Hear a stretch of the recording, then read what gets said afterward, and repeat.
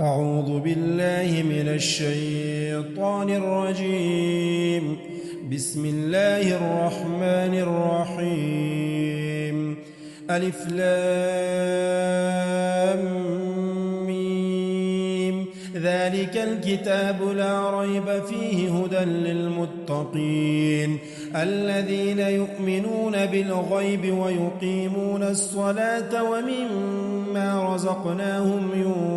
ينفقون والذين يؤمنون بما أنزل إليك وما أنزل من قبلك وبالآخرة هم يوقنون أولئك على هدى من ربهم وأولئك هم المفلحون. إن الذين كفروا سواء عليهم أنذرتهم أم لم تنذرهم لا يؤمنون. ختم الله على قلوبهم وعلى سمعهم وعلى أبصارهم غشاوة ولهم عذاب عظيم. ومن الناس من يقول آمنا بالله وباليوم الآخر وما هم بمؤمنين يخادعون الله والذين آمنوا وما يخدعون إلا أنفسهم وما يشعرون. في قلوبهم مرض فزادهم الله مرضا ولهم عذاب أليم بما كانوا يكذبون. وإذا قيل لهم لا تفسدوا في الأرض قالوا إنما نحن مصلحون ألا إنهم هم المفسدون ولكن لا يشعرون. وإذا قيل لهم آمنوا كما آمن الناس قالوا أنؤمن كما آمن السفهاء ألا إنهم هم السفهاء ولكن لا يعلمون. وإذا لقوا الذين آمنوا قالوا آمنا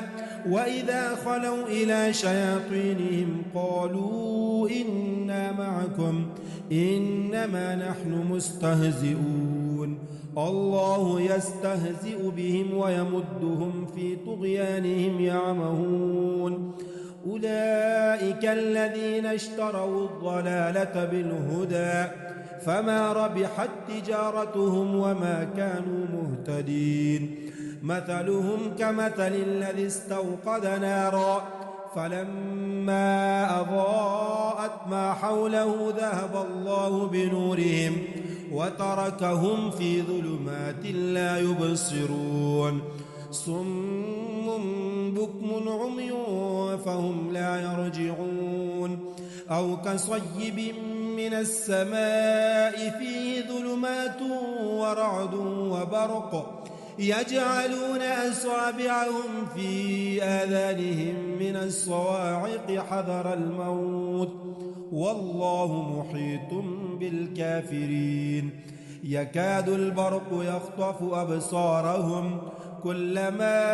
أضاء لهم مشوا فيه وإذا أظلم عليهم قاموا ولو شاء الله لذهب بسمعهم وأبصارهم إن الله على كل شيء قدير. يا أيها الناس اعبدوا ربكم الذي خلقكم والذين من قبلكم لعلكم تتقون. الذي جعل لكم الأرض فراشا والسماء بناء وأنزل من السماء ماء فأخرج به من الثمرات رزقا لكم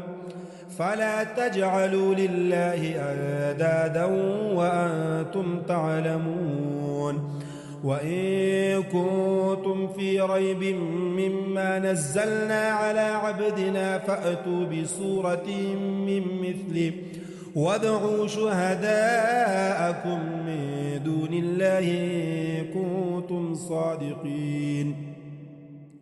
فإن لم تفعلوا ولا تفعلوا فاتقوا النار التي وقودها الناس والحجارة أعدت للكافرين وبشر الذين آمنوا وعملوا الصالحات أن لهم جنات تجري من تحتها الأنهار كلما رزقوا منها من ثمرة رزقا قالوا هذا الذي رزقنا من قبل وأتوا به متشابها ولهم فيها أزواج مطهرة وهم فيها خالدون إن الله لا يستحي أن يضرب مثلا ما بعوضة فما فوقها فأما الذين آمنوا فيعلمون أنه الحق من ربهم وأما الذين كفروا فيقولون ماذا أراد الله بهذا مثلا يضل به كثيرا ويهدي به كثيرا وما يضل به إلا الفاسقين الذين ينقضون عهد الله من بعد ميثاقه ويقطعون ما أمر الله به أن يوصل ويفسدون في الأرض أولئك هم الخاسرون كيف تكفرون بالله وكنتم أمواتا فأحياكم ثم يميتكم ثم يحييكم ثم إليه ترجعون هو الذي خلق لكم ما في الأرض جميعا ثم استوى إلى السماء فسواهن 7 سماوات وهو بكل شيء عليم وإذ قال ربك للملائكة إني جاعل في الأرض خليفة قالوا أتجعل فيها من يفسد فيها ويسفك الدماء ونحن نسبح بحمدك ونقدس لك قال إني أعلم ما لا تعلمون وعلم آدم الأسماء كلها ثم عرضهم على الملائكة فقال أنبئوني بأسماء هؤلاء إن كنتم صادقين قالوا سبحانك لا علم لنا إلا ما علمتنا إنك أنت العليم الحكيم قال يا آدم أنبئهم بأسمائهم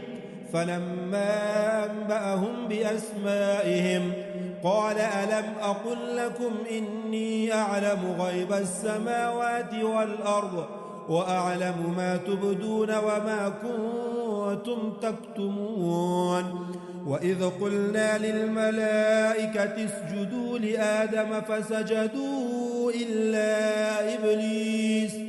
أبى واستكبر وكان من الكافرين وقلنا يا آدم اسكن أنت وزوجك الجنة وكلا منها رغدا حيث شئتما ولا تقربا هذه الشجرة فتكونا من الظالمين فأزلهما الشيطان عنها فأخرجهما مما كانا فيه وقلنا اهبطوا بعضكم لبعض عدو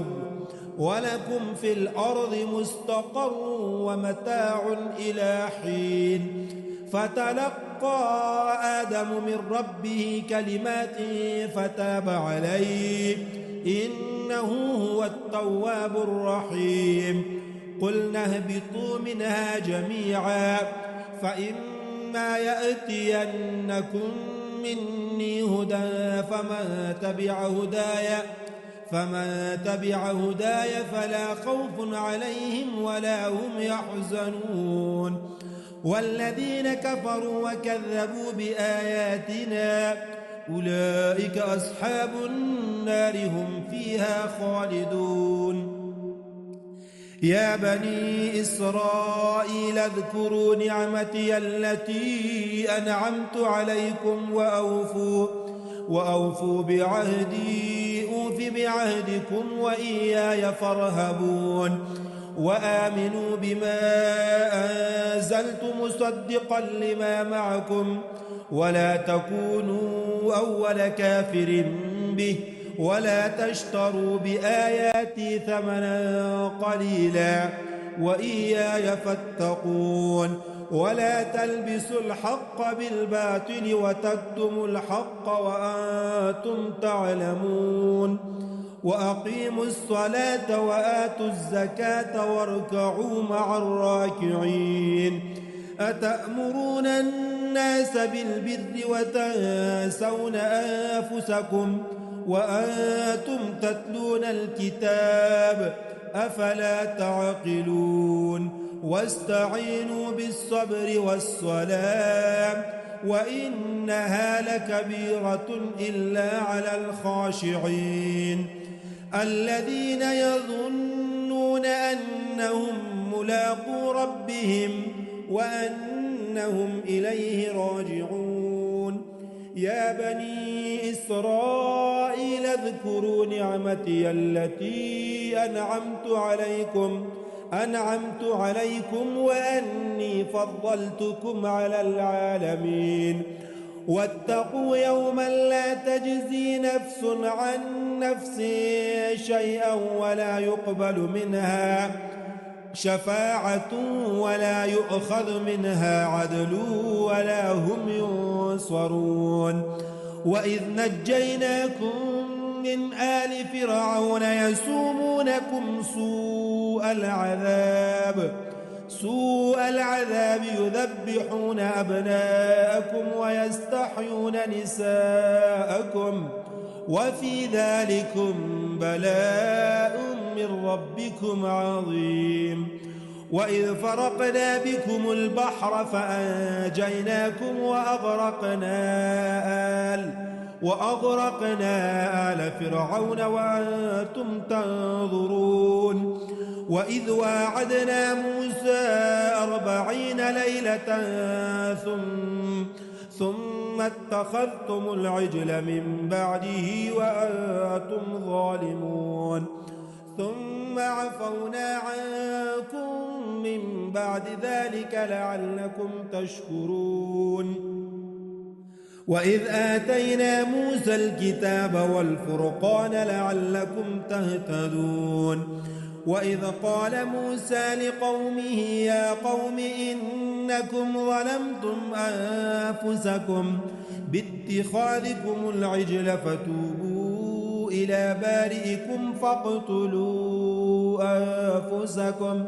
ذلكم خير لكم عند بارئكم فتاب عليكم إنه هو التواب الرحيم وإذ قلتم يا موسى لن نؤمن لك حتى نرى الله جهرة فأخذتكم الصاعقة وأنتم تنظرون ثم بعثناكم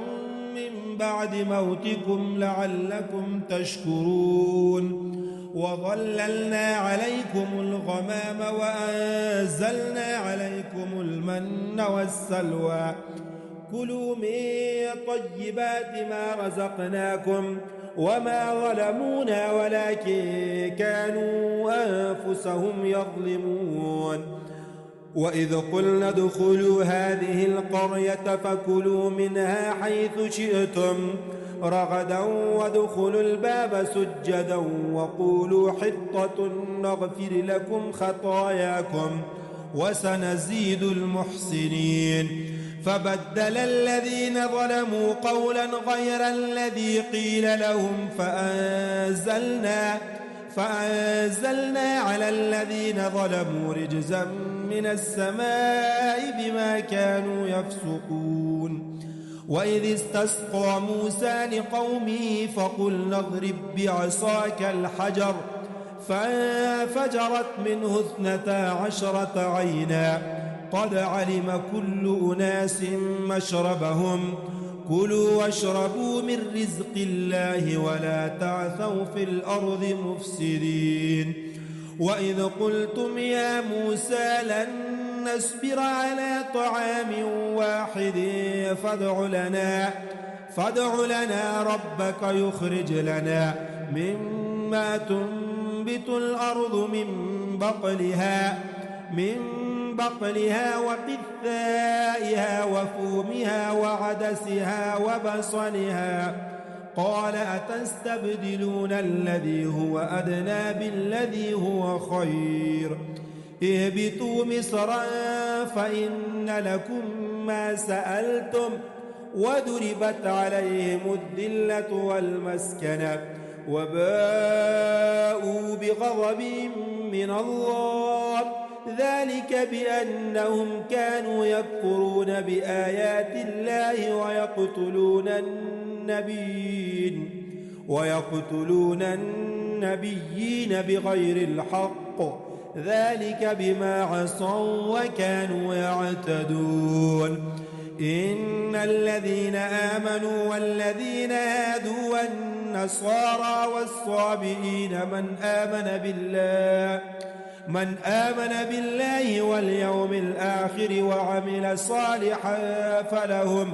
فلهم أجرهم عند ربهم ولا خوف عليهم ولا هم يحزنون. وإذ أخذنا ميثاقكم ورفعنا فوقكم الطور خذوا ما آتيناكم بقوة واذكروا ما فيه لعلكم تتقون، ثم توليتم من بعد ذلك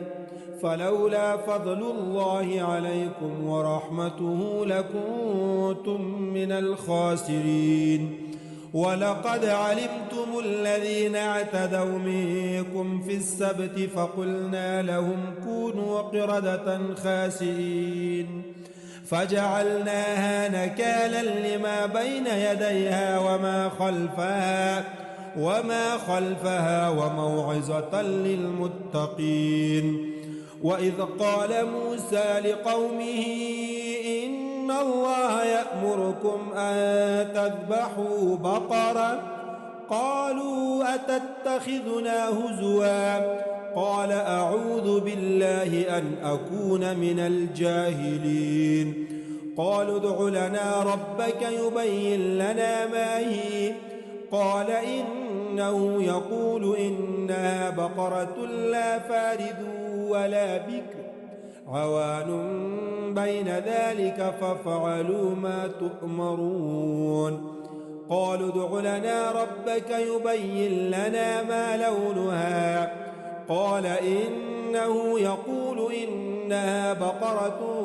صفراء فاقع لونها تسر الناظرين. قالوا ادع لنا ربك يبين لنا ما هي إن البقرة شابه علينا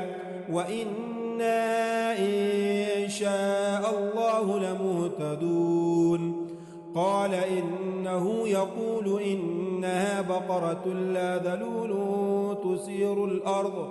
تثير الأرض ولا تسقي الحرث مسلمة لا شية فيها. قالوا الآن جئت بالحق فذبحوها وما كادوا يفعلون. وإذا قتلتم نفسا فادارأتم فيها والله مخرج ما كنتم تكتمون. فقلنا اضربوه ببعضها كذلك يحيي الله الموتى ويريكم آياته لعلكم تعقلون. ثم قست قلوبكم من بعد ذلك فهي كالحجارة أو أشد قسوة وإن من الحجارة لما يتفجر منه الأنهار وإن منها لما يشقق فيخرج منه الماء وإن منها لما يهبط من خشية الله وما الله بغافل عما تعملون. أفتطمعون أن يؤمنوا لكم وقد كان فريق منهم يسمعون كلام الله ثم ثم يحرفونه من بعد ما عقلوه وهم يعلمون. وإذا لقوا الذين آمنوا قالوا آمنا وإذا خلا بعضهم إلى بعض قالوا أتحدثونهم بما فتح الله عليكم ليحاجوكم به عند ربكم أفلا تعقلون. أولا يعلمون أن الله يعلم ما يسرون وما يعلنون. ومنهم أميون لا يعلمون الكتاب إلا أماني وإن هم إلا يظنون. فويل للذين يكتبون الكتاب بأيديهم ثم يقولون هذا من عند الله ليشتروا به ثمنا قليلا فويل لهم مما كتبت أيديهم وويل لهم مما يكسبون. وقالوا لن تمسنا النار إلا أياما معدودة قل أتخذتم عند الله عهدا فلن يخلف الله عهده أم تقولون على الله ما لا تعلمون. بلى من كسب سيئة وأحاطت به خطيئته فأولئك أصحاب النار هم فيها خالدون. والذين آمنوا وعملوا الصالحات أولئك أصحاب الجنة هم فيها خالدون. وإذ أخذنا ميثاق بني إسرائيل لا تعبدون إلا الله وبالوالدين إحسانا وذي القربى واليتامى والمساكين وقولوا للناس حسنا وأقيموا الصلاة وآتوا الزكاة ثم توليتم إلا قليلا منكم وأنتم معرضون. وإذ أخذنا ميثاقكم لا تسفكون دماءكم ولا تخرجون أنفسكم من دياركم ثم أقررتم وأنتم تشهدون ثم أنتم هؤلاء تقتلون أنفسكم وتخرجون فريقا منكم من ديارهم تظاهرون عليهم بالإثم والعدوان وإن يأتوكم أسارى تفادوهم وهو محرم عليكم إخراجهم أفتؤمنون ببعض الكتاب وتكفرون ببعض فما جزاء من يفعل ذلك منكم إلا خزي في الحياة الدنيا ويوم القيامة يردون إلى أشد العذاب وما الله بغافل عما تعملون. أولئك الذين اشتروا الحياة الدنيا بالآخرة فلا يخفف عنهم العذاب ولا هم ينصرون. ولقد آتينا موسى الكتاب وقفينا من بعده بالرسل وآتينا عيسى ابن مريم البينات وأيدناه بروح القدس أفكلما جاءكم رسول بما لا تهوى أنفسكم استكبرتم ففريقا كذبتم وفريقا تقتلون. وقالوا قلوبنا غلف بل لعنهم الله بكفرهم فقليلا ما يؤمنون. ولما جاءهم كتاب من عند الله مصدق لما معهم وكانوا من قبل يستفتحون على الذين كفروا فلما جاءهم ما عرفوا كفروا به فلعنة الله على الكافرين. بئس ما اشتروا به أنفسهم أن يكفروا بما أنزل الله بغيا أن ينزل الله من فضله على من يشاء من عباده فباءوا بغضب على غضب وللكافرين عذاب مهين. وإذا قيل لهم آمنوا بما أنزل الله قالوا نؤمن بما أنزل علينا ويكفرون بما وراءه وهو الحق مصدقا لما معهم. قل فلم تقتلون أنبياء الله من قبل إن كنتم مؤمنين؟ ولقد جاءكم موسى بالبينات ثم اتخذتم العجل من بعده وأنتم ظالمون. وإذ أخذنا ميثاقكم ورفعنا فوقكم الطور خذوا ما آتيناكم بقوة واسمعوا قالوا سمعنا وعصينا وأشربوا في قلوبهم العجل بكفرهم. قل بئس ما يأمركم به إيمانكم إن كنتم مؤمنين. قل إن كانت لكم الدار الآخرة عند الله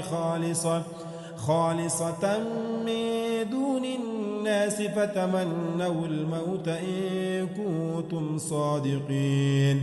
ولن يتمنوه أبدا بما قدمت أيديهم والله عليم بالظالمين. ولتجدنهم أحرص الناس على حياة ومن الذين أشركوا يود أحدهم لو يعمر 1000 سنة وما هو بمزحزحه من العذاب أن يعمر والله بصير بما يعملون. قل من كان عدوا لجبريل فإنه نزله على قلبك بإذن الله مصدقا لما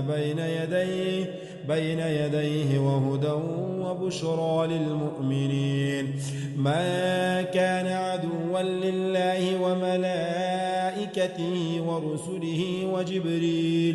وجبريل وميكال فإن الله عدو للكافرين. ولقد أنزلنا إليك آيات بينات وما يكفر بها إلا الفاسقون. أو كلما عاهدوا عهدا نبذه فريق منهم بل أكثرهم لا يؤمنون. ولما جاءهم رسول من عند الله مصدق لما معهم نبذ فريق من الذين أوتوا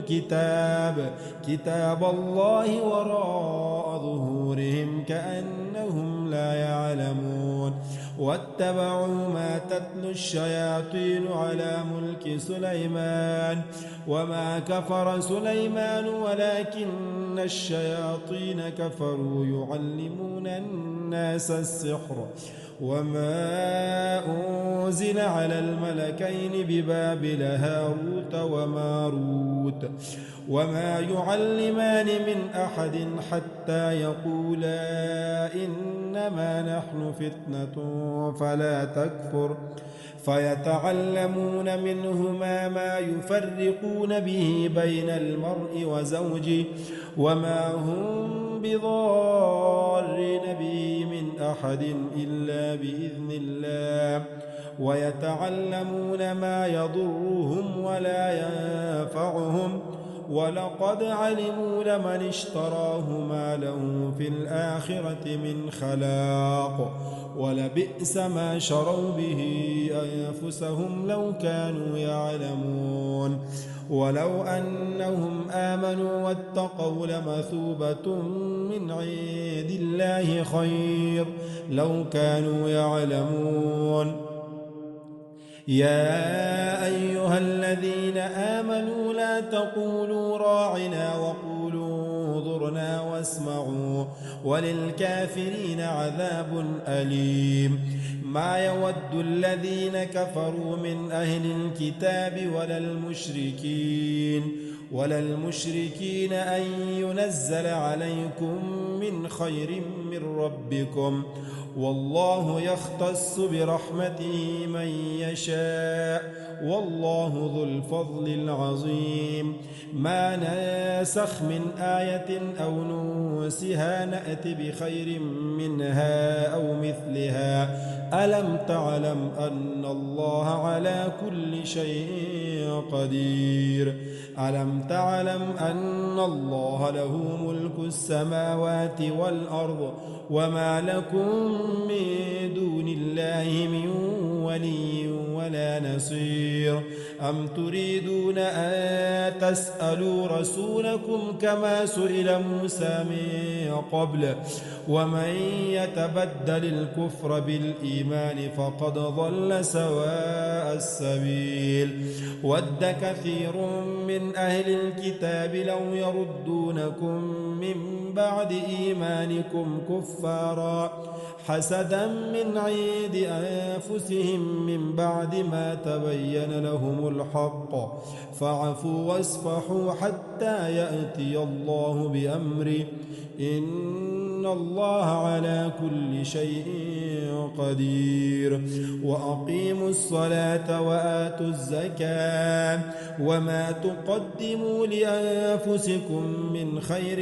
تجدوه عند الله إن الله بما تعملون بصير وقالوا لن يدخل الجنة إلا من كان هودا أو نصارى تلك أمانيهم قل هاتوا برهانكم إن كنتم صادقين بلى من أسلم وجهه لله وهو محسن فله أجره عند ربه ولا خوف عليهم ولا هم يحزنون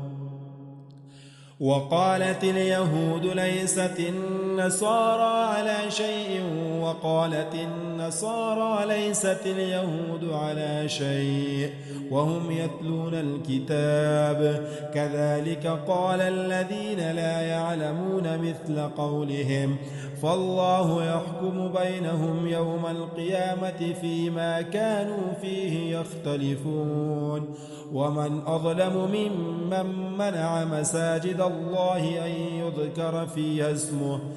يذكر فيها اسمه وسعى في خرابها أولئك ما كان لهم أن يدخلوها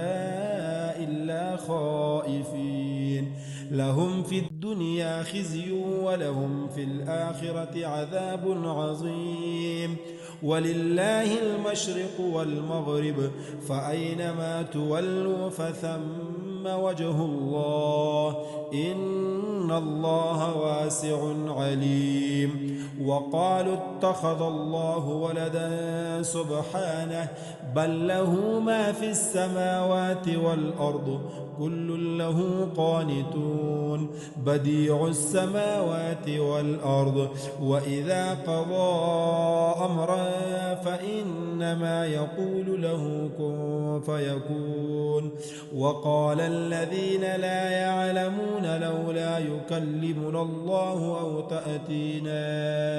آية كذلك قال الذين من قبلهم مثل قولهم تشابهت قلوبهم قد بينا الآيات لقوم يوقنون إنا أرسلناك بالحق بشيرا ونذيرا ولا تسأل عن أصحاب الجحيم ولا ترضى عنك اليهود ولا النصارى حتى تتبع ملتهم قل إن هدى الله هو الهدى ولئن اتبعت أهواءهم بعد الذي جاءك من العلم ما لك من الله من ولي ولا نصير الذين آتيناهم الكتاب يتلونه حق تلاوته أولئك يؤمنون به ومن يكفر به فأولئك هم الخاسرون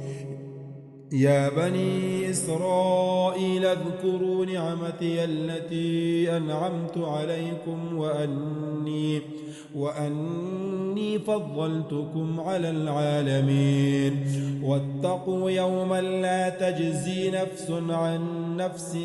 شيئا ولا يقبل منها عدل ولا تنفعها شفاعة ولا هم ينصرون وإذ ابتلى إبراهيم ربه بكلمات فأتمهن قال إني جاعلك للناس إماما قال ومن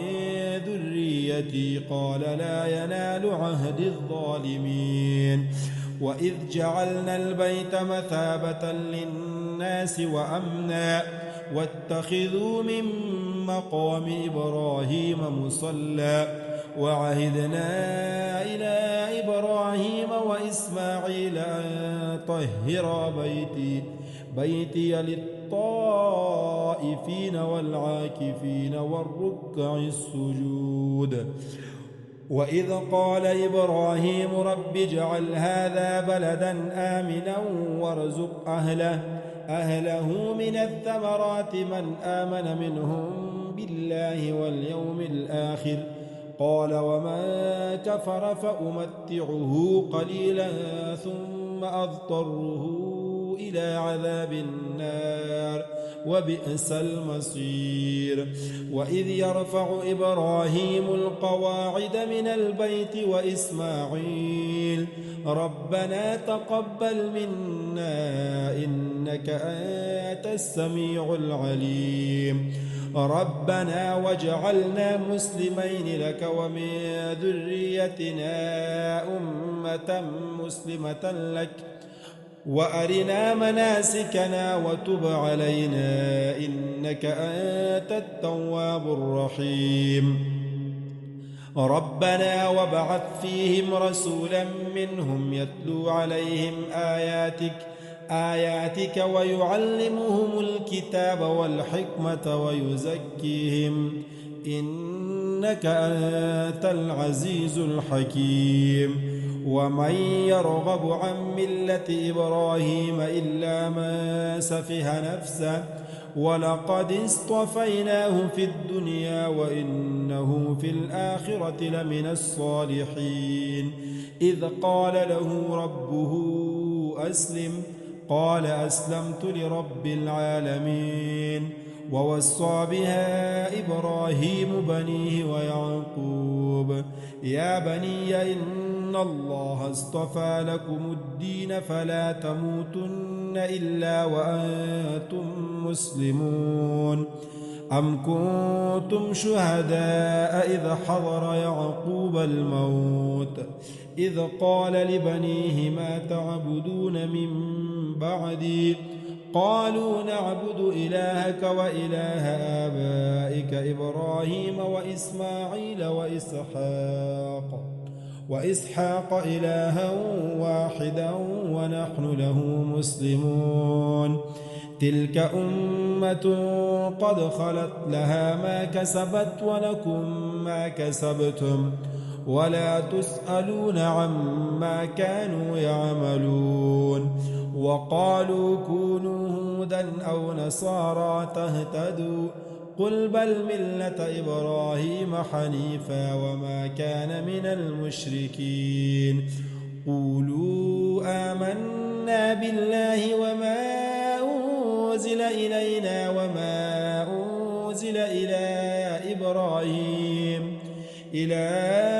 إبراهيم وإسماعيل وإسحاق ويعقوب والأسباط وما أوتي موسى وعيسى وما أوتي النبيون من ربهم لا نفرق بين أحد منهم ونحن له مسلمون فإن آمنوا بمثل ما آمنتم به فقد اهتدوا وإن تولوا فإنما هم في شقاق فسيكفيكهم الله وهو السميع العليم صبغة الله ومن أحسن من الله صبغة ونحن له عابدون قل أتحاجوننا في الله وهو ربنا وربكم ولنا أعمالنا ولكم أعمالكم ونحن له مخلصون أم تقولون إن إبراهيم وإسماعيل وإسحاق ويعقوب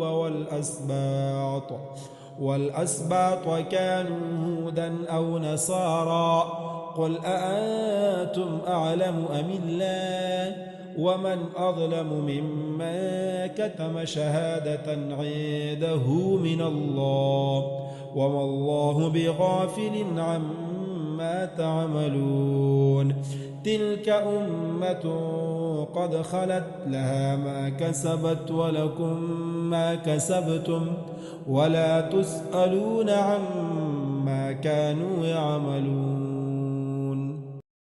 سيقول السفهاء من الناس ما ولاهم عن قبلتهم التي كانوا عليها قل لله المشرق والمغرب يهدي من يشاء إلى صراط مستقيم وكذلك جعلناكم أمة وسطا لتكونوا شهداء على الناس ويكون الرسول عليكم شهيدا وما جعلنا القبلة التي كنت عليها إلا لنعلم من يتبع الرسول ممن ينقلب على عقبيه وإن كانت لكبيرة إلا على الذين هدى الله وما كان الله ليضيع إيمانكم إن الله بالناس لرؤوف رحيم قد نرى تقلب وجهك في السماء فلنولينك قبلة ترضاها فول وجهك شطر المسجد الحرام وحيث ما كنتم فولوا وجوهكم شطرا وإن الذين أوتوا الكتاب ليعلمون أنه الحق من ربهم وما الله بغافل عما يعملون ولئن أتيت الذين أوتوا الكتاب بكل آية ما تبعوا قبلتك وما أنت بتابع قبلتهم وما بعضهم بتابع قبلة بعض ولئن اتبعت أهواءهم من بعد ما جاءك من العلم إنك إذا لمن الظالمين الذين آتيناهم الكتاب يعرفونه كما يعرفون أبناءهم وإن فريقا منهم ليكتمون الحق وهم يعلمون الحق من ربك فلا تكونن من الممترين ولكل وجهة هو موليها فاستبقوا الخيرات أينما تكونوا يأت بكم الله جميعا إن الله على كل شيء قدير ومن حيث خرجت فول وجهك شطر المسجد الحرام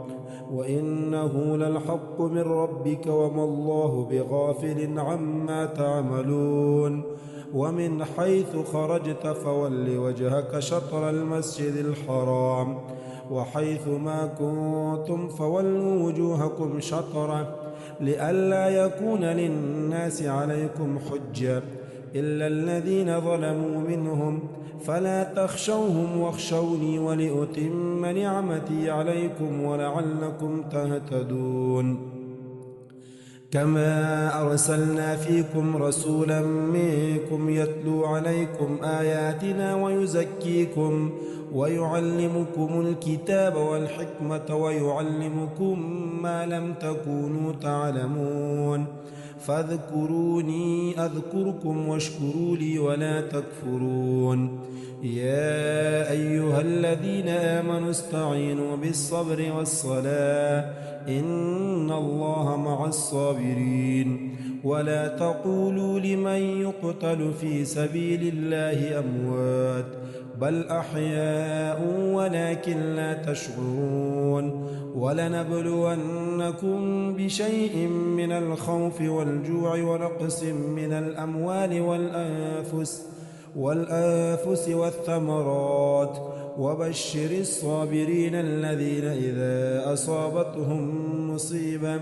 قالوا إنا لله وإنا إليه راجعون أولئك عليهم صلوات من ربهم ورحمة وأولئك هم المهتدون إن الصفا والمروة من شعائر الله فمن حج البيت أو اعتمر فلا جناح عليه أن يطوف بهما ومن تطوع خيرا فإن الله شاكر عليم إن الذين يكتمون ما أنزلنا من البينات والهدى من بعد ما بيناه للناس في الكتاب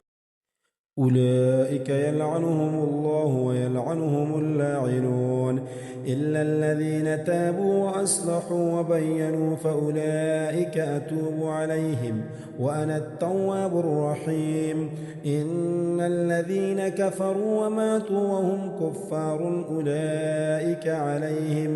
أولئك عليهم لعنة الله والملائكة والناس أجمعين خالدين فيها لا يخفف عنهم العذاب ولا هم ينظرون وإلهكم إله واحد لا إله إلا هو الرحمن الرحيم إن في خلق السماوات والأرض واختلاف الليل والنهار والفلك التي تجري في البحر بما ينفع الناس وما أنزل الله من السماء من ماء فأحيا به الأرض بعد موتها وبث فيها من كل دابة وتصريف الرياح والسحاب المسخر بين السماء والأرض لآيات لقوم يعقلون ومن الناس من يتخذ من دون الله أندادا يحبونهم كحب الله والذين آمنوا أشد حبا لله ولو يرى الذين ظلموا إذ يرون العذاب أن القوة لله جميعا وأن الله شديد العذاب إذ تبرأ الذين اتبعوا من الذين اتبعوا ورأوا العذاب وتقطعت بهم الأسباب وقال الذين اتبعوا لو أن لنا كرة فنتبرأ منهم كما تبرأوا منا كذلك يريهم الله أعمالهم حسرات عليهم وما هم بخارجين من النار يا أيها الناس كلوا مما في الأرض حلالا طيبا ولا تتبعوا خطوات الشيطان إنه لكم عدو مبين إنما يأمركم بالسوء والفحشاء وأن تقولوا على الله ما لا تعلمون وإذا قيل لهم اتبعوا ما أنزل الله قالوا بل نتبع ما ألفينا عليه آباءنا أولو كان آباؤهم لا يعقلون شيئا ولا يهتدون ومثل الذين كفروا كمثل الذي ينعق بما لا يسمع إلا دعاء ونداء صم بكم عمي فهم لا يعقلون يا أيها الذين آمنوا كلوا من طيبات ما رزقناكم واشكروا لله إن كنتم إياه تعبدون إنما حرم عليكم الميتة والدم ولحم الخنزير وما أهل به لغير الله فمن اضطر غير باغ ولا عاد فلا إثم عليه إن الله غفور رحيم إن الذين يكتمون ما أنزل الله من الكتاب ويشترون به ثمنا قليلا أولئك ما يأكلون في بطونهم إلا النار ولا يكلمهم الله يوم القيامة ولا يزكيهم ولهم عذاب أليم أولئك الذين اشتروا الضلالة بالهدى والعذاب بالمغفرة فما أصبرهم على النار ذلك بأن الله نزل الكتاب بالحق وإن الذين اختلفوا في الكتاب لفي شقاق بعيد ليس البر أن تولوا وجوهكم قبل المشرق والمغرب ولكن البر من آمن بالله واليوم الآخر والملائكة والكتاب والنبيين وآتى المال على حبه ذوي القربى واليتامى والمساكين وابن السبيل والسائلين وفي الرقاب وأقام الصلاة وآتى الزكاة والموفون بعهدهم إذا عاهدوا والصابرين في البأساء والضراء وحين البأس أولئك الذين صدقوا وأولئك هم المتقون يا أيها الذين آمنوا كتب عليكم القصاص في القتلى الحر بالحر والعبد بالعبد والأنثى بالأنثى فمن عفي له من أخيه شيء فاتباع بالمعروف وأداء إليه بإحسان ذلك تخفيف من ربكم ورحمة فمن اعتدى بعد ذلك فله عذاب أليم ولكم في القصاص حياة يا أولي الألباب لعلكم تتقون كتب عليكم إذا حضر أحدكم الموت إن ترك خيرا الوصية للوالدين والأقربين بالمعروف حقا على المتقين فمن بدله بعدما سمعه فإنما إثمه على الذين يبدلونه إن الله سميع عليم فمن خاف من موص جنفا أو إثما فأصلح بينهم فلا إثم عليه إن الله غفور رحيم يا أيها الذين آمنوا كتب عليكم الصيام كما كتب على الذين من قبلكم لعلكم تتقون أياما معدودات فمن كان منكم مريضا أو على سفر فعدة من أيام أخر، وعلى الذين يطيقونه فدية طعام مسكين، فمن تطوع خيرا فهو خير له، وأن تصوموا خير لكم إن كنتم تعلمون. شهر رمضان الذي أنزل فيه القرآن هدى للناس وبينات من الهدى والفرقان، فمن شهد منكم الشهر فليصم، ومن كان مريضا أو على سفر فعدة من أيام أخر، يريد الله بكم اليسر ولا يريد بكم العسر، ولتكملوا العدة ولتكبروا الله على ما هداكم ولعلكم تشكرون. وإذا سألك عبادي عني فإني قريب أجيب دعوة الداع إذا دعاني، فليستجيبوا لي وليؤمنوا بي لعلهم يرشدون. أحل لكم ليلة الصيام الرفث إلى نسائكم، هن لباس لكم وأنتم لباس لهن، علم الله أنكم كنتم تختانون أنفسكم فتاب عليكم وعفى عنكم، فالآن باشروهن وابتغوا ما كتب الله لكم، وكلوا واشربوا حتى يتبين لكم الخيط الأبيض من الخيط الأسود من الفجر، ثم أتموا الصيام إلى الليل، ولا تباشروهن وأنتم عاكفون في المساجد، تلك حدود الله فلا تقربوها، كذلك يبين الله آياته للناس لعلهم يتقون.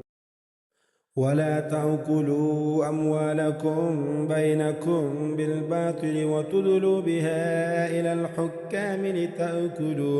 لتأكلوا فريقا من أموال الناس بالإثم وأنتم تعلمون. يسألونك عن الأهلة قل هي مواقيت للناس والحج، وليس البر بأن تأتوا البيوت من ظهورها ولكن البر من اتقى، وأتوا البيوت من أبوابها، واتقوا الله لعلكم تفلحون. وقاتلوا في سبيل الله الذين يقاتلونكم ولا تعتدوا، إن الله لا يحب المعتدين.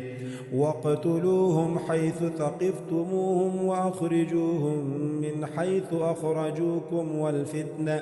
والفتنة أشد من القتل، ولا تقاتلوهم عند المسجد الحرام حتى يقاتلوكم فيه، فإن قاتلوكم فاقتلوهم، كذلك جزاء الكافرين. فإن انتهوا فإن الله غفور رحيم. وقاتلوهم حتى لا تكون فتنة ويكون الدين لله، فإن انتهوا فلا عدوان إلا على الظالمين.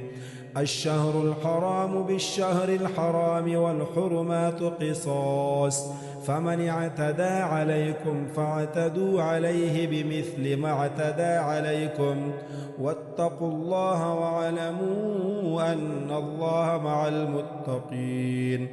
وأنفقوا في سبيل الله ولا تلقوا بأيديكم إلى التهلكة،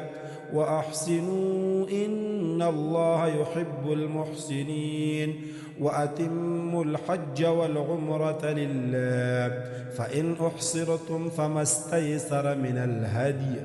ولا تحلقوا رؤوسكم حتى يبلغ الهدي محله، فمن كان منكم مريضا أو به أذى من رأسه ففدية من صيام أو صدقة أو نسك، فإذا أمنتم فما تمتع بالعمرة إلى الحج فما استيسر من الهدي، فمن لم يجد فصيام 3 أيام في الحج و7 إذا رجعتم تلك 10 كاملة ذلك لمن لم يكن أهله حاضر المسجد الحرام واتقوا الله واعلموا أن الله شديد العقاب. الحج أشهر معلومات فمن فرض فيهن الحج فلا رفث ولا فسوق ولا جدال في الحج وما تفعلوا من خير يعلمه الله وتزودوا فإن خير الزاد التقوى واتقون يا أولي الألباب. ليس عليكم جناح أن تبتغوا فضلا من ربكم فإذا أفضتم من عرفات فاذكروا الله عند المشعر الحرام واذكروه كما هداكم وإن كنتم من قبله لمن الضالين. ثم أفيضوا من حيث أفاض الناس واستغفروا الله إن الله غفور رحيم. فإذا قضيتم مناسككم فاذكروا الله كذكركم آباءكم أو أشد ذكرا. فمن الناس من يقول ربنا آتنا في الدنيا وما له في الآخرة من خلاق ومنهم من يقول ربنا آتنا في الدنيا حسنة وفي الآخرة حسنة وقنا عذاب النار. أولئك لهم نصيب مما كسبوا والله سريع الحساب. واذكروا الله في أيام معدودات فمن تعجل في يومين فلا إثم عليه ومن تأخر فلا إثم عليه لمن اتقى واتقوا الله واعلموا أنكم إليه تحشرون. ومن الناس من يعجبك قوله في الحياة الدنيا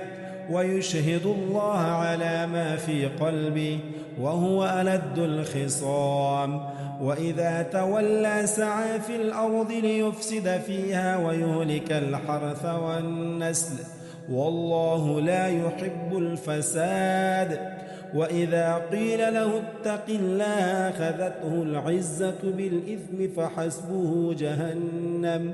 ولبئس المهاد. ومن الناس من يشري نفسه ابتغاء مرضات الله والله رؤوف بالعباد. يا أيها الذين آمنوا ادخلوا في السلم كافة ولا تتبعوا خطوات الشيطان إنه لكم عدو مبين. فإن زللتم من بعد ما جاءتكم البينات فاعلموا أن الله عزيز حكيم. هل ينظرون إلا أن يأتيهم الله في ظلل من الغمام والملائكة وقضي الأمر وإلى الله ترجع الأمور. سل بني إسرائيل كم آتيناهم من آية بينة ومن يبدل نعمة الله من بعد ما جاءته فإن الله شديد العقاب. زين للذين كفروا الحياة الدنيا ويسخرون من الذين آمنوا والذين اتقوا فوقهم يوم القيامة والله يرزق من يشاء بغير حساب. كان الناس أمة واحدة فبعث الله النبيين مبشرين ومنذرين وأنزل معهم الكتاب بالحق ليحكم بين الناس فيما اختلفوا فيه وما اختلف فيه إلا الذين أوتوه من بعد ما جاءتهم البينات بغيا بينهم فهدى الله الذين آمنوا لما اختلفوا فيه من الحق بإذنه والله يهدي من يشاء إلى صراط مستقيم أم حسبتم أن تدخلوا الجنة ولما يأتكم مثل الذين خلوا من قبلكم مستهم البأساء والضراء وزلزلوا حتى يقول الرسول والذين آمنوا معه متى نصر الله ألا إن نصر الله قريب يسألونك ماذا ينفقون قل ما أنفقتم من خير فللوالدين والأقربين واليتامى والمساكين وابن السبيل وما تفعلوا من خير فإن الله به عليم كتب عليكم القتال وهو كره لكم وعسى أن تكرهوا شيئا وهو خير لكم وعسى أن تحبوا شيئا وهو شر لكم والله يعلم وأنتم لا تعلمون يسألونك عن الشهر الحرام قتال فيه قل قتال فيه كبير وصد عن سبيل الله وكفر به والمسجد الحرام وإخراج أهله منه أكبر عند الله والفتنة أكبر من القتل ولا يزالون يقاتلونكم حتى يردوكم عن دينكم إن استطاعوا ومن يرتد منكم عن دينه فيمت وهو كافر فأولئك حبطت أعمالهم في الدنيا والآخرة وأولئك أصحاب النار هم فيها خالدون إن الذين آمنوا والذين هاجروا وجاهدوا في سبيل الله أولئك يرجون رحمة الله والله غفور رحيم يسألونك عن الخمر والميسر قل فيهما إثم كبير ومنافع للناس وإثمهما أكبر من نفعهما ويسألونك ماذا ينفقون قل العفو كذلك يبين الله لكم الآيات لعلكم تتفكرون في الدنيا والآخرة ويسألونك عن اليتامى قل إصلاح لهم خير وإن تخالطوهم فإخوانكم والله يعلم المفسد من المصلح ولو شاء الله لأعنتكم إن الله عزيز حكيم ولا تنكحوا المشركات حتى يؤمن ولأمة مؤمنة خير من مشركة ولو أعجبتكم ولا تنكحوا المشركين حتى يؤمنوا ولعبد مؤمن خير من مشرك ولو أعجبكم أولئك يدعون إلى النار والله يدعو إلى الجنة والمغفرة بإذنه ويبين آياته للناس لعلهم يتذكرون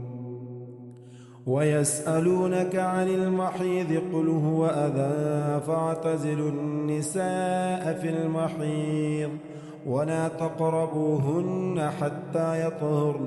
فإذا تطهرن فأتوهن من حيث أمركم الله إن الله يحب التوابين ويحب المتطهرين نساؤكم حرث لكم فأتوا حرثكم أنى شئتم وقدموا لأنفسكم واتقوا الله واعلموا أنكم ملاقوه وبشر المؤمنين ولا تجعلوا الله عرضة لأيمانكم أن تبروا وتتقوا وتصلحوا بين الناس والله سميع عليم. لا يؤاخذكم الله باللغو في أيمانكم ولكن يؤاخذكم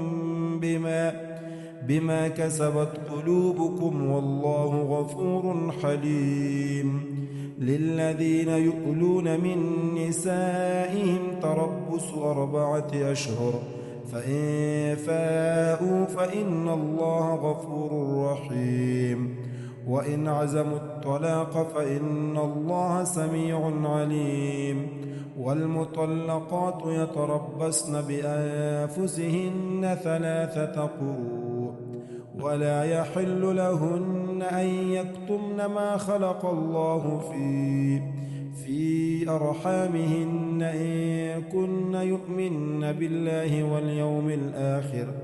وبعولتهن أحق بردهن في ذلك إن أرادوا إصلاحا ولهن مثل الذي عليهن بالمعروف وللرجال عليهن درجة والله عزيز حكيم. الطلاق 2 فإمساك بمعروف أو تسريح بإحسان. ولا يحل لكم أن تأخذوا مما آتيتموهن شيئا إلا أن يخافا ألا يقيما حدود الله. فإن خفتم ألا يقيما حدود الله فلا جناح عليهما فيما افتدت به. تلك حدود الله فلا تعتدوها ومن يتعد حدود الله فأولئك هم الظالمون. فإن طلقها فلا تحل له من بعد حتى تنكح زوجا غيره. فإن طلقها فلا جناح عليهما أن يتراجعا إن ظنا أن يقيما حدود الله وتلك حدود الله يبينها لقوم يعلمون. وإذا طلقتم النساء فبلغن أجلهن فأمسكوهن بمعروف أو سرحوهن بمعروف ولا تمسكوهن ضرارا لتعتادوا ومن يفعل ذلك فقد ظلم نفسه. ولا تتخذوا آيات الله هزوا واذكروا نعمة الله عليكم وما أنزل عليكم من الكتاب والحكمة يعظكم به واتقوا الله واعلموا أن الله بكل شيء عليم. وإذا طلقتم النساء فبلغن أجلهن فلا تعذلوهن أن ينكحن أزواجهن إذا تراضوا بينهم بالمعروف. ذلك يوعظ به من كان منكم يؤمن بالله واليوم الآخر ذلكم أزكى لكم وأطهر والله يعلم وأنتم لا تعلمون. والوالدات يرضعن أولادهن حولين كاملين لمن أراد أن يتم الرضاعة وعلى المولود له رزقهن وكسوتهن بالمعروف. لا تكلف نفس إلا وسعها. لا تضار والدة بولدها ولا مولود له بولده وعلى الوارث مثل ذلك. فإن أرادا فصالا عن تراض منهما وتشاور فلا جناح عليهما. وإن أردتم أن تسترضعوا أولادكم فلا جناح عليكم إذا سلمتم ما آتيتم بالمعروف واتقوا الله واعلموا أن الله بما تعملون بصير. والذين يتوفون منكم ويذرون أزواجا يتربصن بأنفسهن 4 أشهر وعشرا، فإذا بلغن أجلهن فلا جناح عليكم فيما فعلن في أنفسهن بالمعروف، والله بما تعملون خبير. ولا جناح عليكم فيما عرضتم به من خطبة النساء أو أكنتم في أنفسكم، علم الله أنكم ستذكرونهن ولكن لا تواعدوهن سرا إلا أن تقولوا قولا معروفا، ولا تعزموا عقدة النكاح حتى يبلغ الكتاب أجله، واعلموا أن الله يعلم ما في أنفسكم فاحذروه، واعلموا أن الله غفور حليم. لا جناح عليكم إن طلقتم النساء ما لم تمسوهن أو تفرضوا لهن فريضة، ومتعوهن على الموسع قدره وعلى المقتر قدره متاعا بالمعروف، حقا على المحسنين. وإن طلقتموهن من قبل أن تمسوهن وقد فرضتم لهن فريضة فنصف ما فرضتم إلا أن يعفون أو يعفو الذي بيده عقدة النكاح، وأن تعفوا أقرب للتقوى، ولا تنسوا الفضل بينكم، إن الله بما تعملون بصير. حافظوا على الصلوات والصلاة الوسطى وقوموا لله قانتين، فإن خفتم فرجالا أو ركبانا، فإذا أمنتم فاذكروا الله كما علمكم ما لم تكونوا تعلمون. والذين يتوفون منكم ويذرون أزواجا وصية لأزواجهم متاعا إلى الحول غير إخراج، فإن خرجن فلا جناح عليكم فيما فعلن في أنفسهن من معروف، والله عزيز حكيم. وللمطلقات متاع بالمعروف، حقا على المتقين. كذلك يبين الله لكم آياته لعلكم تعقلون. ألم تر إلى الذين خرجوا من ديارهم وهم ألوف حذر الموت، فقال لهم الله موتوا ثم أحياهم،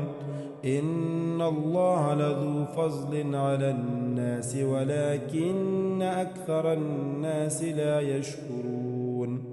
وقاتلوا في سبيل الله واعلموا أن الله سميع عليم. ماذا الذي يقرض الله قرضا حسنا فيضاعفه له أضعافا كثيرة، والله يقبض ويبسط وإليه ترجعون. ألم تر إلى الملأ من بني إسرائيل من بعد موسى إذ قالوا لنبي لهم ابعث لنا ملكا نقاتل في سبيل الله، قال هل عسيتم إن كتب عليكم القتال ألا تقاتلوا؟ قالوا وما لنا ألا نقاتل في سبيل الله وقد أخرجنا من ديارنا وأبنائنا، فلما كتب عليهم القتال تولوا إلا قليلا منهم والله عليم بالظالمين. وقال لهم نبيهم إن الله قد بعث لكم طالوت ملكا قالوا أنى يكون له الملك علينا ونحن أحق بالملك منه ولم يؤت سعة من المال. قال إن الله اصطفاه عليكم وزاده بسطة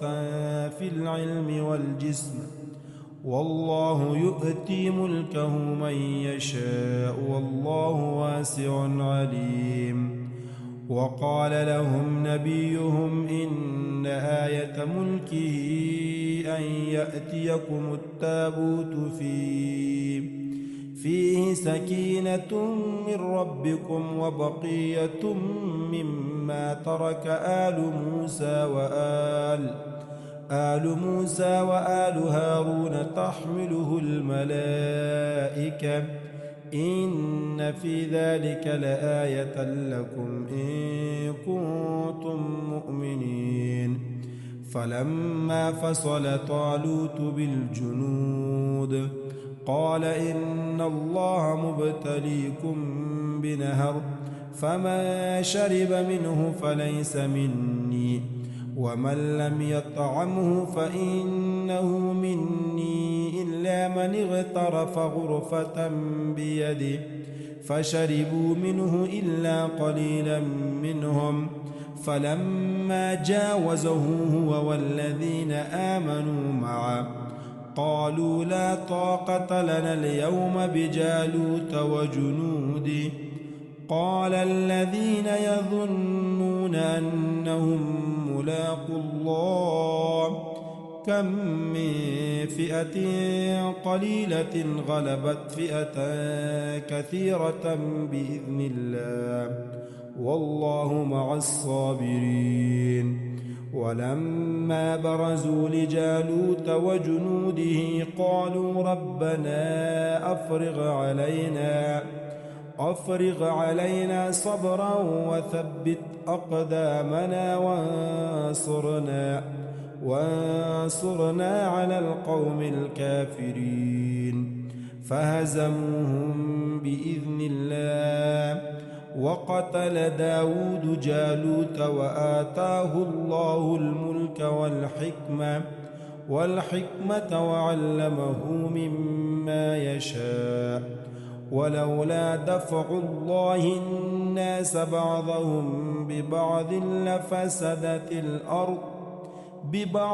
لفسدت الأرض ولكن الله ذو فضل على العالمين. تلك آيات الله نتلوها عليك بالحق وإنك لمن المرسلين. تلك الرسل فضلنا بعضهم على بعض منهم من كلم الله ورفع بعضهم درجات وآتينا عيسى ابن مريم البينات وأيدناه بروح القدس. ولو شاء الله ما اقتتل الذين من بعد ما جاءتهم البينات ولكن اختلفوا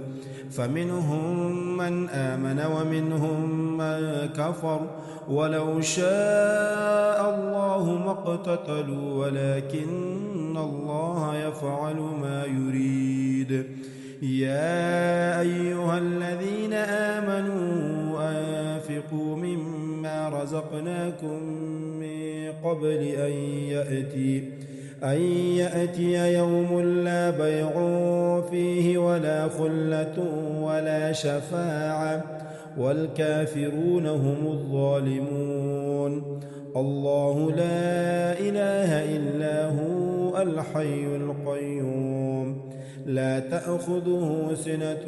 ولا نوم له ما في السماوات وما في الأرض. ما ذا الذي يشفع عنده إلا بإذنه يعلم ما بين أيديهم وما خلفهم ولا يحيطون بشيء من علمه إلا بما شاء وسع كرسيه السماوات والأرض ولا يؤوده حفظهما وهو العلي العظيم لا إكراه في الدين قد تبين الرشد من الغي فمن يكفر بالطاغوت ويؤمن بالله فقد استمسك بالعروة الوثقى لا انفصام لها والله سميع عليم الله ولي الذين آمنوا يخرجهم من الظلمات إلى النور والذين كفروا أولياؤهم الطاغوت يخرجونهم من النور إلى الظلمات أولئك أصحاب النار هم فيها خالدون ألم تر إلى الذي حاج إبراهيم في ربه أن آتاه الله الملك إذ قال إبراهيم ربي الذي يحيي ويميت قال أنا أحيي وأميت قال إبراهيم فإن الله يأتي بالشمس من المشرق فأت بها من المغرب فبهت الذي كفر والله لا يهدي القوم الظالمين أو كالذي مر على قرية وهي خاوية على عروشها قال أنى يحيي هذه الله بعد موتها فأماته الله 100 عام ثم بعثه قال كم لبثت قال لبثت يوما أو بعض يوم قال بل لبثت 100 عام فانظر إلى طعامك وشرابك لم يتسنه وانظر إلى حمارك ولنجعلك آية للناس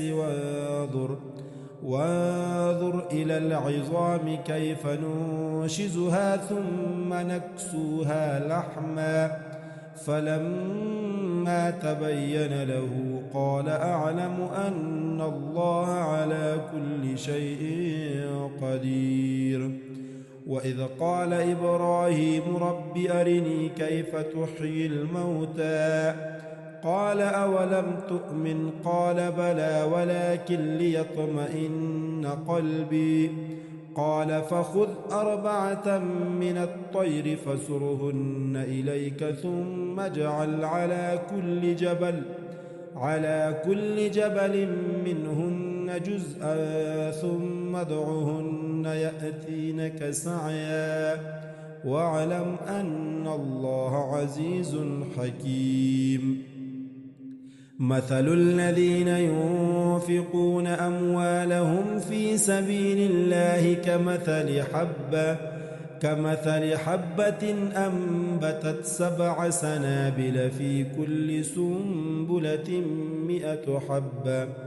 والله يضاعف لمن يشاء والله واسع عليم الذين ينفقون أموالهم في سبيل الله ثم لا يتبعون ما أنفقوا منا ولا أذى لهم أجرهم عند ربهم ولا خوف عليهم ولا هم يحزنون قول معروف ومغفرة خير من صدقة يتبعها أذى والله غني حليم يا أيها الذين آمنوا لا تبطلوا صدقاتكم بالمن والأذى كالذي ينفق ماله رئاء الناس ولا يؤمن بالله واليوم الآخر فمثله كمثل صفوان عليه تراب فأصابه وابل فتركه صلدا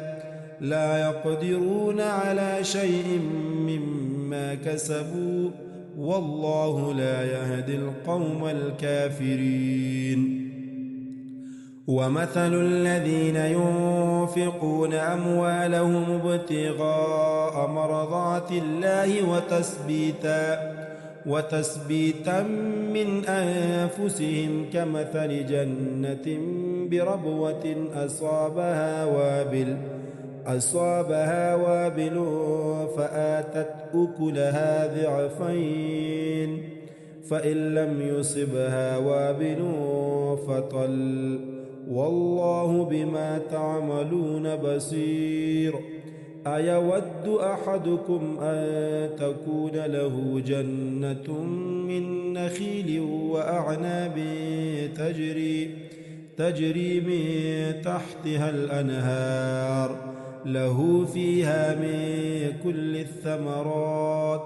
وأصابه الكبر وله ذرية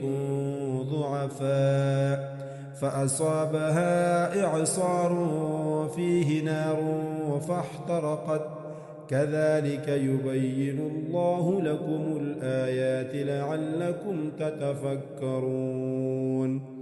يا أيها الذين آمنوا أنفقوا من طيبات ما كسبتم ومما أخرجنا لكم من الأرض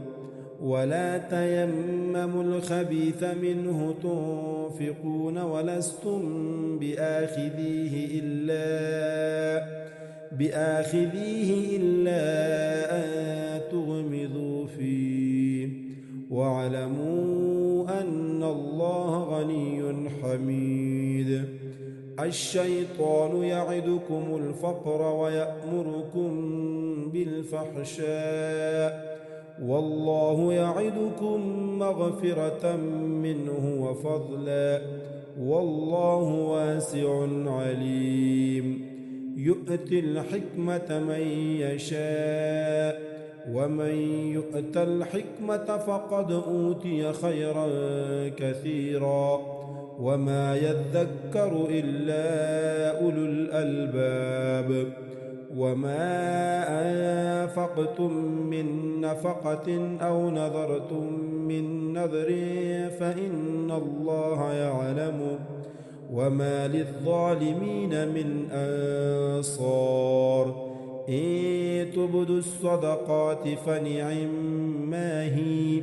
وإن تخفوها وتؤتوها الفقراء فهو خير لكم ويكفر عنكم من سيئاتكم والله بما تعملون خبير ليس عليك هداهم ولكن الله يهدي من يشاء وما تنفقوا من خير فلأنفسكم وما تنفقون إلا ابتغاء وجه الله وما تنفقوا من خير يوفى إليكم وأنتم لا تظلمون للفقراء الذين أحصروا في سبيل الله لا يستطيعون ضربا في الأرض يحسبهم الجاهل أغنياء من التعفف تعرفهم بسيماهم لا يسألون الناس إلحافا وما تنفقوا من خير فإن الله به عليم الذين ينفقون أموالهم بالليل والنهار سرا وعلانية فلهم أجرهم عند ربهم ولا خوف عليهم ولا هم يحزنون الذين يأكلون الربا لا يقومون إلا كما يقوم الذي يتخبطه الشيطان من المس ذلك بأنهم قالوا إنما البيع مثل الربا وأحل الله البيع وحرم الربا فمن جاءه موعظة من ربه فانتهى فله ما سلف وأمره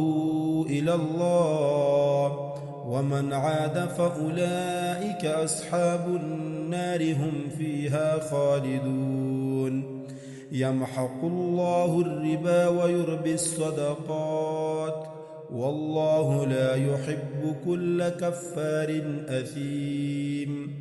إن الذين آمنوا وعملوا الصالحات وأقاموا الصلاة وآتوا الزكاة لهم أجرهم عند ربهم ولا خوف عليهم ولا هم يحزنون يا أيها الذين آمنوا اتقوا الله وذروا ما بقي من الربا إن كنتم مؤمنين فإن لم تفعلوا فأذنوا بحرب من الله ورسوله وإن تبتم فلكم رؤوس أموالكم لا تظلمون ولا تظلمون وإن كان ذو عسرة فنظرة إلى ميسرة وأن تصدقوا خير لكم إن كنتم تعلمون واتقوا يوما ترجعون فيه إلى الله ثم توفى كل نفس ما كسبت وهم لا يظلمون يا أيها الذين آمنوا إذا تداينتم بدين إلى أجل مسمى فاكتبوه وليكتب بينكم كاتب بالعدل ولا يأب كاتب أن يكتب كما علمه الله فليكتب وليملل الذي عليه الحق وليتق الله ربه ولا يبخس منه شيئا فإن كان الذي عليه الحق سفيها أو ضعيفا أو لا يستطيع أن يمله فليملل وليه بالعدل